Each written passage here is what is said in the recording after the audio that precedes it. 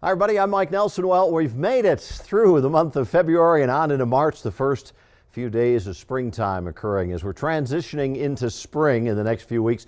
Denver and the Plains get big snowstorms. March is actually our snowiest month of the year with over 8 inches of snow on average. Only April is second place to that, but it is one of the snowiest times. But we can also get tornadoes and severe thunderstorms, our first taste of that weather. Now, the wettest March was in 1983 when we had over 4.5 inches of moisture. The driest, 0.03, just back in 2012. In 2003, with that big March blizzard, we had almost 3 feet of snow, but just as recently as 2 years ago, the blizzard brought us 34 inches of snow, and 8.8 inches is the monthly average for snowfall. Our March storm threats, the cold air becomes a little less of a threat than it was in January and February. Snow is still a big threat, our largest threat. Still get some pretty windy conditions, but we can start to get thunderstorm activity as well. The main thing, though, in March, the heavy, wet snows that occur. March 2003 was the top for snow with 35.2 inches, thanks to that one storm.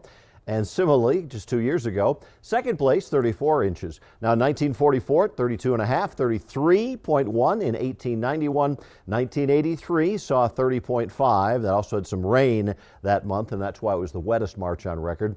1961, just under 30 inches and a little over 26 back in March of 1959. Spring outlook coming in from NOAA, the National Oceanic and Atmospheric Administration. Colder than average northern Great Plains, maybe a little bit warmer over the southwestern part of Colorado. As far as precipitation, they're saying a little drier. I'm thinking that might not be the case, but we'll see what happens. We've had such a good snowy trend lately. Wetter than average conditions over the Great Plains. Now, the La Nina pattern, which is the cooler ocean water in the Pacific, is weakening. I think we shift to an El Nino as we get into the summertime months. More on that next month. But we'll still have a strong westerly flow. The pattern favors some good soggy storms. It'll be fast moving, should be active for moisture, and we are continuing to see a nice recovery from the drought. Once again, La Nina, that's cooler water in the Pacific, and it tends to make that jet stream flow come more from the west to northwest, favoring fast-moving storms that move through. Drought index is looking pretty good. We still have a little bit of drought on the eastern plains, but western Colorado is in very good shape. Despite some of the really soggy storms in Kansas, they still have pretty extreme drought, but look how much it's improved out in California from that very wet season that they have had over the last several months. Remember, you can measure the storm, become a CoCoRaHS volunteer. Over 20,000 weather watchers worldwide. You get a rain gauge, you get a hail pad, a snow measuring pad, and every day you can check and see what we're having as far as rain, hail, and snow. Record it onto the CoCoRaHS website. It's really an interesting thing to do, and if you'd like to be a volunteer, just go to www.cocorahs.org, CoCoRaHS. It's a lot of fun for weather hobbyists. So March temperatures, a little colder than average, northern Great Plains, the Rockies, the Pacific Northwest, a little warmer to the south of us. And we're kind of right on the edge, it looks like, as far as the drier conditions. I'm thinking we might still have a pretty favorable month of March as far as moisture.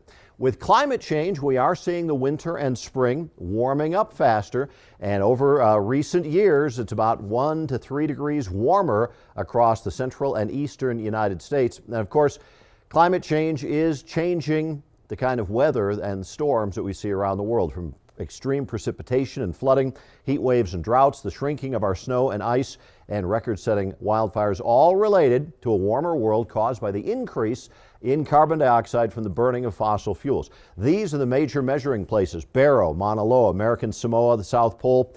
And you see how they bounce up and down like that? That is due to the growing season in either the northern or southern hemisphere. When the plants take back in some of that carbon, the carbon dioxide will drop slightly. The one that I always show on TV, though, on my climate calendar, is the global average, which kind of eliminates this northern southern hemisphere change throughout the year.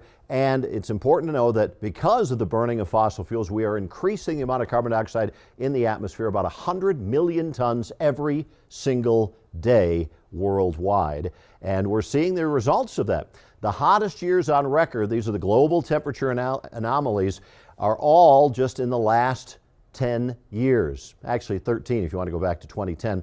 With 2022 kind of right in the middle, it was a La Nina year, which oftentimes means slightly cooler conditions than during El Nino. But now, because of global warming, we're seeing that even the La Nina years are among the warmest on record. And you can see the departure as far as records during the industrial area. We've greatly seen the increase in the warm temperatures, and that's going to stick around for a long time because it's about 2.5 degrees Fahrenheit increase in temperature in the last 70 years. That carbon dioxide stays there for a long time. Each molecule of CO2 in the atmosphere acting like a feather in a down comforter, trapping heat that would otherwise escape into outer space, and that heat trapped is going to be there for a long time because the CO2 from the very first Model T car is still in the atmosphere, causing the Earth to warm up. If you'd like to get the book on climate that I have co-written, along with Dr. Peter Tons from NOAA in Boulder and from Michael Banks, a local environmental writer, use that QR code and download for free the world's littlest book on climate. Have a great month of March.